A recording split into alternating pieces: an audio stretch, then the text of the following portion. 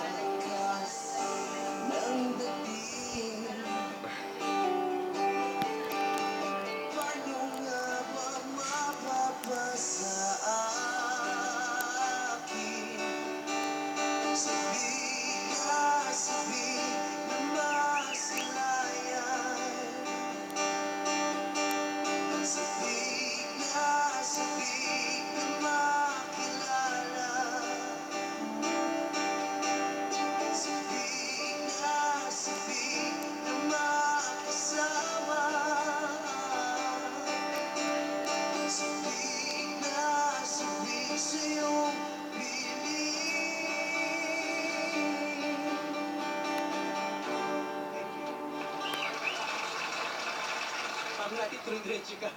Ipapakilala ko muna sa inyo. Please welcome dito sa GGB, the alternative pop rock artist, Gian Cipriano, syempre, and Philippines King of Acoustic Pop, Noy Volante.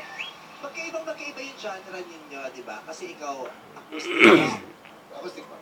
Ikaw naman, alternative Alternative pop. rock ngayon ang tinatahak mo. Pero dati, nakakwentuhan naman ng nanay mo. Yung nanay mo mismo nagsabi sa akin, personal, kausap ko kaya siya. Sabi niya, 3 years old ka pa lang daw, kumakanta ka na, at ang kinakanta mo daw dati ay Give me one moment in time. Whitney Houston. Hindi, siguro napapakinggan ko lang na, tapos kinakanta ko lang ng bata ko, pero hindi ko alam.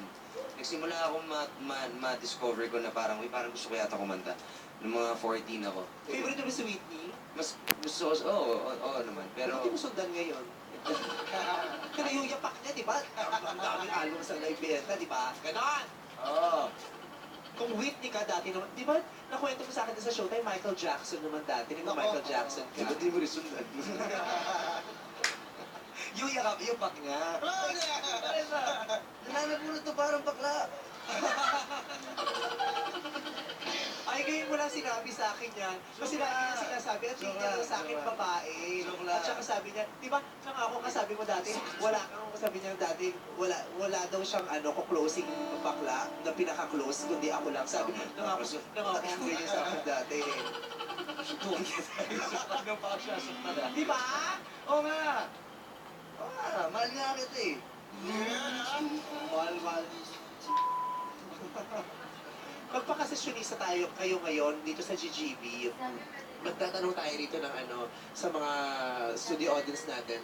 Kakapanayamin natin sila. Kung meron sila mga nararamdaman ngayon o pinagdadaanan ng mga love problems. Tapos, di ba sa sessionista sa ASAP, di ba nagbibigay ka ng mga advice sa kinakantahan nyo? Ganon din.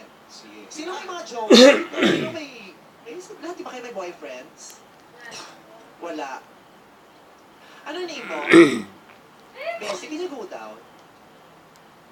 Bessie, may boyfriend? Talaga? Bessie. Kakausapin kita, Bessie. Ilang taon na kayong mag-boyfriend ng boyfriend ko ngayon? Ko 1 year pa lang. Mag-1 year. Kailan ang anniversary mo? Ano ba, may bisita? Di ko Babae yan. Oo, Yan. gentleman. Ayan, upo ka. Sige, upo ka. Okay ka na? Yeah. Okay. Maglalaro kasi tayo, Bes. Pag nahilo ka, Bes, ito na yun. Bes, itatanong kita. Sa loob ng almost 1 year yung magiging magjowa ng boyfriend mo ngayon, ano yung pinakamalaking problema nga pinagdaanan ninyo? Time. Ano yung tungkol sa time? Eh, wala. Busy po kasi ako eh. Saan? Eh, marami po akong responsibility sa school. Ay, bakit? Principal ka? O presidente ng PTA?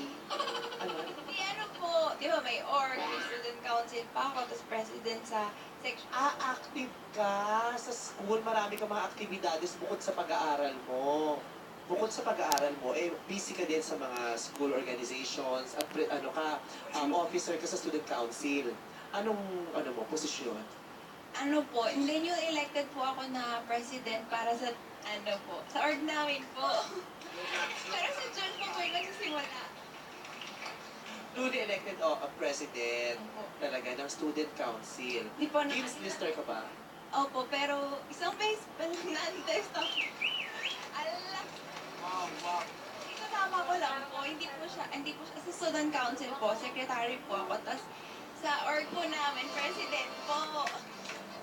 Ano pa? Hindi po, black president po ng section namin. Kaya pala, ang dami mo ginagawa sa school. That's why you hardly have time for your boyfriend. Yeah. So ano lang mong sinasabi ng boyfriend mo? Wala, mabait naman po yun eh.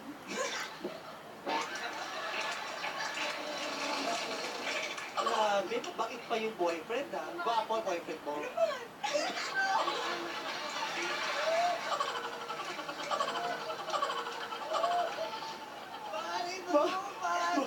Mabait na ako, pa. Diyos ko naman. Engineering.